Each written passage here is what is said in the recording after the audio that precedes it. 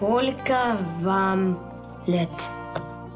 Mami, nemôžeš sa prihovoriť u tety Zeny? Čo si zase vyviedol? Ja nič, to ona. Zajtra nám chce dať previerku. To ja, keď som mal písať písomku z ruštiny a nič som nevedel, vždy som sa z toho nejako vykrútil. A ako? Napríklad ochorel som. Na schvál, to sa dá? No jasné, že sa to dá. Ešte takéto veci ich uč. No oco, ale teraz, keď si začal, tak to dopovedz. No dobre, tak najlepšia je metóda obariť, schladiť. Najprv som vypil pohár horúcej vody, potom pohár studenej vody, no a vyzeralo to, že mám celý deň angínu. A to nebolelo? No tak áno, ale keď chceš zostať doma, tak musíš niečo vytrpieť. My sme mali menej bolestivejšie metódy. Napríklad sme vyklepali teplomér. No ale potom už začali vyrábať také, s ktorými sa to nedalo. Tak sme pod pazuchy natierali soľou a teplota vyskočila. Ale keď chcete, aby vám zaručene niekto uveril, že máte horúčku, no tak najlepšia je krieda. Krieda? Z toho môžeš dostať akurát tak hnačku. Toto môže povedať len záškolák amatér. Toto je metóda, ktorá je zaručená, overená rokmi praxe. To musí byť nechutné. Naozaj mám zjesť kriedu? Nie zjesť, ale vypiť. To sa nedá. Ale dá. Pozri, nadrolíme si do vody kriedu, vypijeme a už máme parádnu horúčku. To sa mi nejako nezdá. Pozri, ja ťa nenúčim. Ak si chceš napísať písomku Hanuskovi, kľudne si ju píš. Vieš čo? Urobaj mne. Vedel som, že nie si padavka. Oba.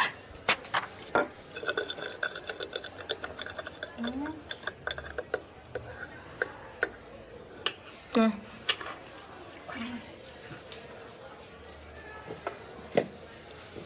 Fuj, to je nechutné.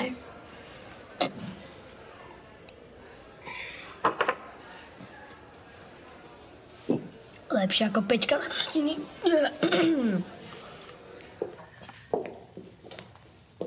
Janáček, tvoj otec zbiera vláčiky? On ich nezbiera, len ich kupuje. A na čo ich má, keď ich nezbiera? No, on ich potom predáva ďalej, ale za viac peňazí. Nehovor.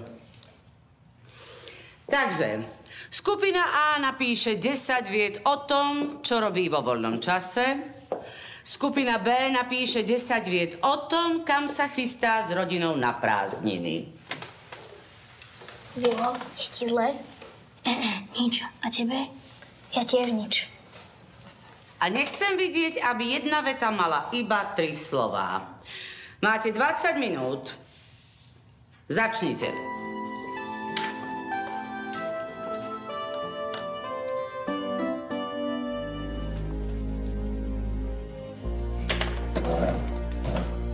Vilo!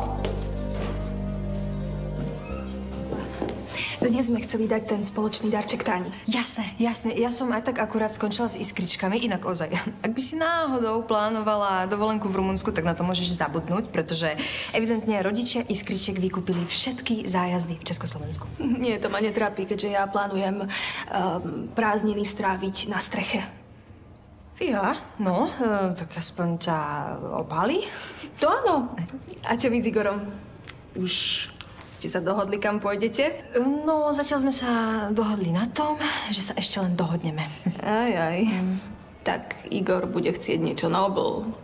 Ja by som pokojne spala hoci kde niekde pri jazere pod Čirákom, ale Igor si evidentne predstavuje romantiku trošku inak. Takže tipujem, že nakoniec skončíme neromanticky na chalupe.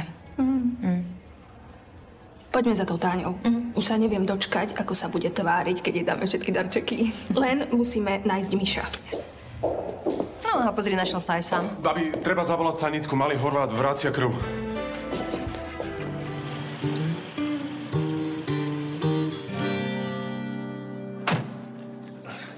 Čo ste priviezli? Nejaký úraz? 12-ročný chlapec, ale na úraz to nevyzerá skôr. No, ale nebol nás, vracia krv. Vilko, Horvát? Čo sa ti stalo? Čo ťa bolí?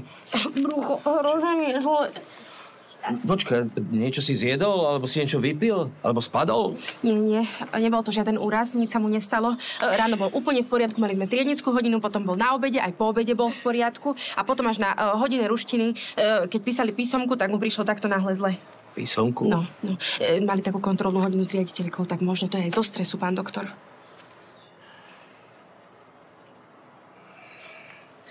No tak to vyzerá na vnútorné krvácanie. Možno prasknutý žalúdočný vred. To je až také vážne? Je. Musím ho okamžite hospitalizovať. No, tak poď, mladý muž. A nechceš vozík, Vilko? Nedáte mu vozík? Ja si myslím, že mladý muž to zvládne ešte po vlastných, však by. No, tak ďakujem. Pán doktor, letím sem ako blázon. Vilo, žiješ? Čo je s ním? Na začiatku nám trochu nahnal strach, ale našťastie to bol planý poplach. A čo mu je?